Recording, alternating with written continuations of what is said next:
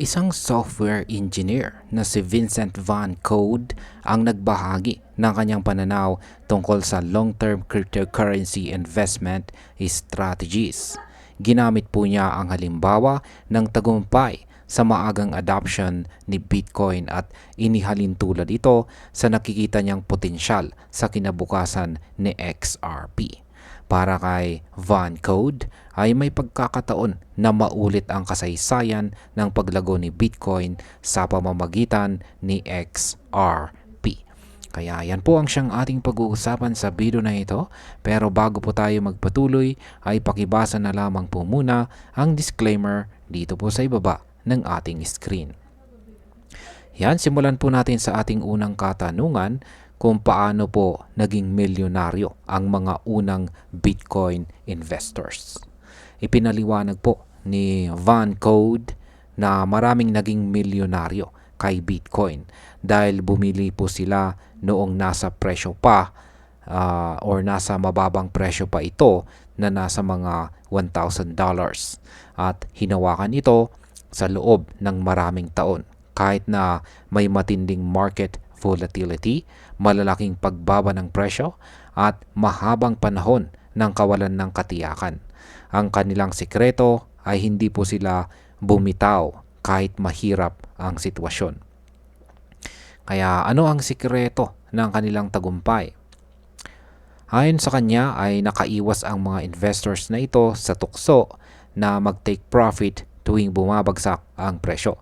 Kahit bumababa ito ng halos 70%, ay hinayaan po nilang manatili ang kanilang investment. Sa uli ay nakakuha sila ng higit pa sa 100 times return mula sa kanilang initial investment. Ngayon bakit po nahihirapan ang iba na gawin ito kay XRP? Tinanong po ni Van Code kung bakit nahihirapan ang ibang investors na panatilihin ang ganitong diskarte pagdating sa mga assets na para sa kanya ay mas malaki pa ang potensyal tulad ni XRP. Kung tutusin, ayon sa kanya ay mas mataas pa dapat ang magiging gains kung ginawa ito kay XRP noong nagsisimula pa lamang ito. Gaano naman po kalaki ang potensyal na makuha kay XRP kung maagang pumasok? Ayon po sa kanya ay kung may isang investor na bumili kay XRP sa presyong 0.01 or 1 cent, ay mas malaki pa sana ang percentage gains nito kumpara sa mga unang Bitcoin holders. Pinapatunayan lang nito para kay Van Code na ang pasensya at disiplina ang pinakamahalagang susi sa long-term success sa crypto. Ngayon ay bakit naman po itinuturing ni Van Code na long-term fundamental play itong si XRP? Ayan, ikinumpara po ni Van Code ang paghawak sa isang solid cryptocurrency tulad ng XRP sa pagbili ng isang blue chip stock gaya po ng Boeing.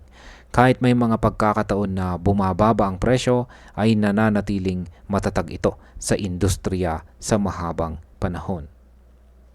Ano naman po ang problema na gustong solusyonan ni XRP? Ayon po kay Van Code ay ginawa si XRP para lutasin ang malaking liquidity problem sa global finance. Bagaman hindi pa ito lubusang nalulutas, ay naniniwala siya na maaabot na XRP ang kanyang full potential pagsapit ng taong 2030. Kapag dumating po ang panahong ito, ay saka lamang niya balak magbenta. Paano naman po pinapanatili ni Van Code ang disiplina sa investing? Ayan, ipinaliwanag po niya na kapag nakabili na siya ay hindi na siya nagda-dollar cost average or bumibili sa mga dips. Hindi rin siya nagpapadala sa short-term market moves.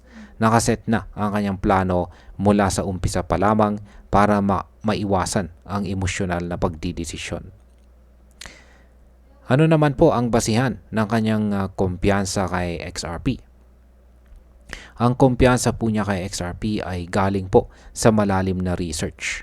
Binabasa po niya ang documentation, technical notes at saka API interfaces para maintindihan kung paano talaga ito gumagana sa totoong mundo. Hindi po siya umaasa sa mga YouTube influencers o paid trading signals na para sa kanya ay hindi ganun ka-reliable. Yan, hindi ka-reliable o hindi po gaano maaasahan. Ngayon ay bakit ayaw niyang magbigay ng direct endorsement para kay XRP? Nilinaw po ni Van Code na hindi po siya nagbibigay ng direct endorsement sa kahit anong token, kabilang po sa XRP. Hindi rin niya kailanman pinayo sa iba na bumili nito. Ang lahat ng kanyang komento ay base lamang sa kanyang personal na analysis at obserbasyon sa fundamentals. Bilang panghuling katanungan ay kailan para sa kanya ang best time para pumasok kay XRP? Para sa kanya, ang pinakamagandang entry point para kay XRP ay noong nasa pagitan po ito ng 0.30 hanggang 0.50 na presyo. Panahon na kung kailan siya, kailan po siya at ibang mga analyst ay nagsabing magandang bumili dahil undervalued pa ito noon. At ayan, bilang panghuli, sa tingin ko ay malinaw na si Van Code ay hindi lang basta umaasa po sa hype o chismis sa crypto market. Ang kanyang diskarte ay base po sa mahabang research at matibay na paniniwala sa fundamentals ng XRP. Totoo na mahirap maghintay sa ganitong uri ng investment, lalo na kung may matinding pagbabago sa market. Pero kung tama po ang kanyang analysis at totoo ngang malulutas na XRP ang malaking liquidity problem sa global finance, ay posible na mangyari ang 100 times o higit pa na kanyang sinasabi. Ang tanong na lang ay kung handa ba tayong maghintay gaya ng kanyang ginagawa. At hanggang dito na lamang po tayo sa video na ito mga ka-crypto. Marami pong salamat sa panonood. Ingat po tayo lagi at God bless po sa ating lahat.